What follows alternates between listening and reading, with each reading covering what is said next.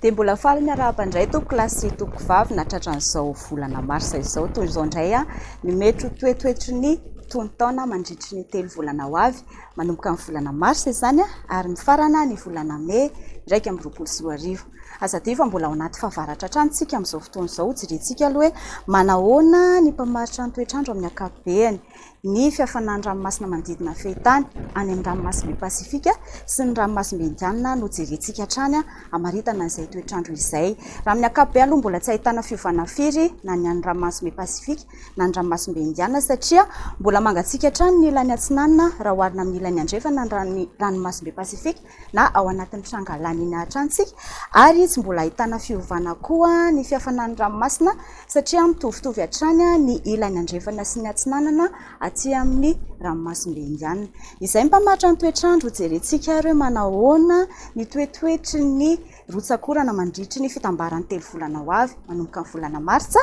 ary mafara ny volana may 2024 raha amin'ny ankapobeny aloha dia manodidina na milatsaka kokoa noho ny tokony ho izy saika manerana ny nosy izao saritatsika izao afa-tsy aty amin'ny faritra melaky ny faritra androy ny tapany atsimina nosy ary ny tapany atsiminy atsimo atsinanana izay manodidina na manatombo kokoa noho ny tokony ho izy izay tandrotsakorana izay raha ny volana martsa kosa dia aty amin'ny tapany avaratry ny nosy manomboka amin'ny faritra diana mihazo mianatsimo hatrany ary mahazo ny faritanina Antananarivo dia manodidina na milatsaka kokoa noho ny tokony ho izy ny tandrotsakorana ny aty amin'ny manomboka amin'ny faritra atsimon'ny sava mihazo miandatsinanana hatrany mahazo koa ny aty amin'ny faritra atsimon'ny melaky menabe ary ny tapany atsimo rehetra nosy iny dia manodidina na manatombo kokoa noho ny tokony ho izy ny tandrotsakorana mandritry ny volana marsa izay ny rotsakorana ho jerentsika ary hoe manahoana indray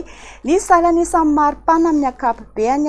mandritry ny 3 volana ho avy izao saritatsika izao dia mena avokoa sika manerana ny nosy mafana kokoa noho ny tokony ho izy izay tany maripana izay afa-tsy aty amin'ny faritra atsimo andrefana sy ny faritra androy izay manodidina na manatombo kokoa noho ny tokony ho izy izay maripana izay ny 3 volana ho jerentsika indray hoe manahoana ny volana marsa mbola mafana kokoa hatrany saika manerana nosy afa-tsy aty amin'ny faritra aloatra mangoro ny tapany atsiminy analanjorofo ary ny faritra atsinanana izay manodidina na manatombo kokoa noho ny tokony ho izy izay tany maripana izay toko lasy toko vavy izay no azo natolotra ho anareo tamin'ity volana ity dia manome anareo indray fotoana amin'ny volana ho avy ho jerentsika indray hoe manahoana ny toetoetry ny tontaona na atsotsika hoe prévision saisonnière mandritry ny 3 volana ho avy dia veloma indray tompoko